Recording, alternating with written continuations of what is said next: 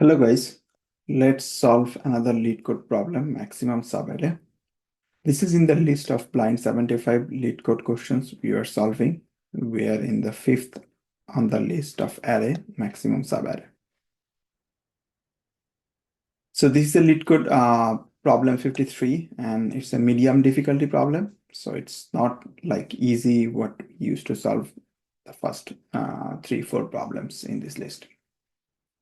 So in this problem, we are given an integer array. You can see -2, 1, -3, 4, -1, 2, 1, -5, 4.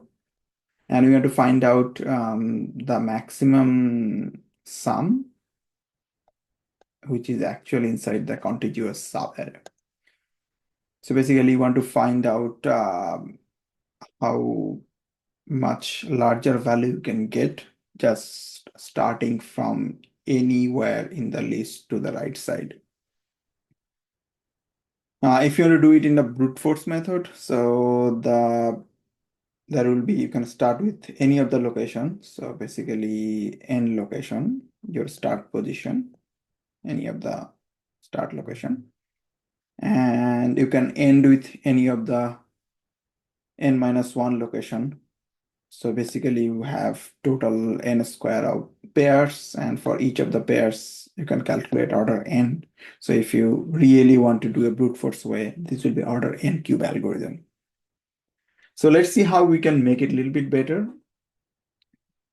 So to find this a little bit better, we need one thing. We want to find out the largest sum. So the sum needs to be positive. And to keep track of that one, we can use something similar to like two-pointer approach. So if we start with the first location, if that is our start location, so if you start with -2 here,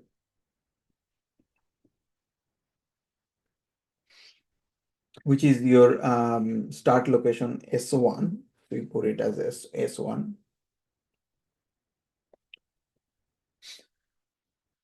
And you keep calculating, find the sum. So if your start sum is -infinity, so this is the maximum value you can get if you have only one number with the -2. So basically, these will be your, if you calculate this one, then these will be your end value.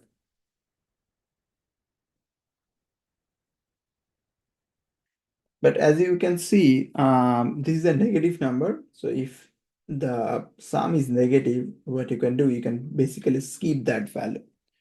So what we will do, if our sum is negative, we will increase the start pointer by 1. So we'll move the start pointer to here, S2. And now if you add this value to the sum, this will be only 1. And this will be your new end value.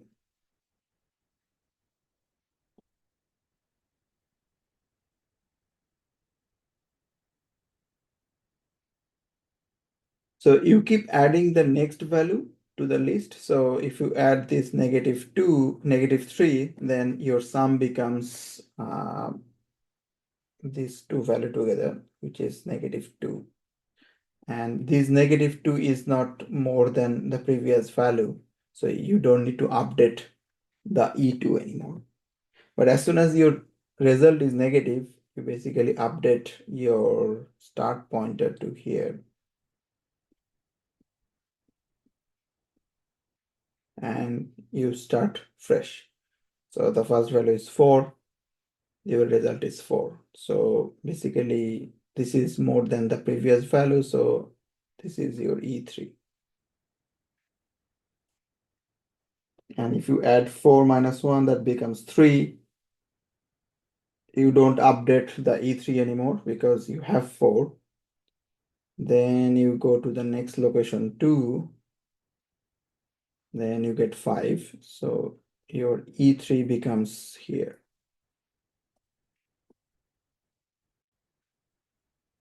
And you add one more value, 1. And in that case, you get larger value, so your E3 comes to here. Now, if you keep adding -5 and -4, your maximum result doesn't change. So you basically get the value from S3 to E3, and your final result would be from this location to this location.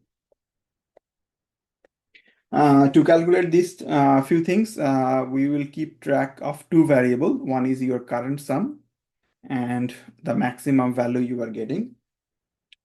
So let's do that. So your current sum, we want to start with your current sum with 0. And our maximum sum, we start with -infinity, so that it will cover the value for all the negative numbers. Let's go ahead and implement this algorithm, and then we'll talk about a few things. So if your just do a S case, if your nums is none, you want to return just maybe 0. You need a current sum, which is start with 0, and also max sum, which is -infinity. So in Python, you can do -infinity.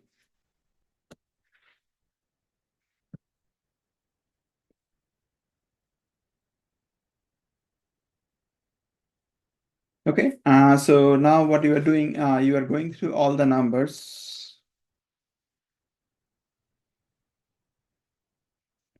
You add it to the current sum. And if your current sum is greater than your max sum, you basically update your max sum.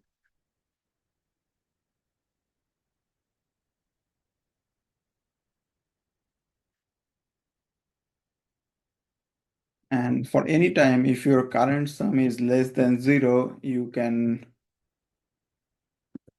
update the current sum to 0. Basically, you are updating the S1, the start pointer starting from 0.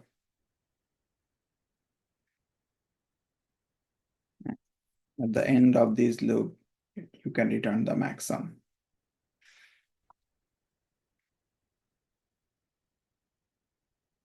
So let's go ahead and run this. If everything looks good, we'll submit it later. So let's talk about the runtime complexity in this case. So we are having two variables. So it will be order of constant. And then we are going through the loop only once. So basically order n time algorithm. And we have just a couple of checkings, two if checkings. We are updating the max sum and also the current sum, and finally returning them. So this will be a order n algorithm, runtime complexity. And for the space, we say constant a little bit.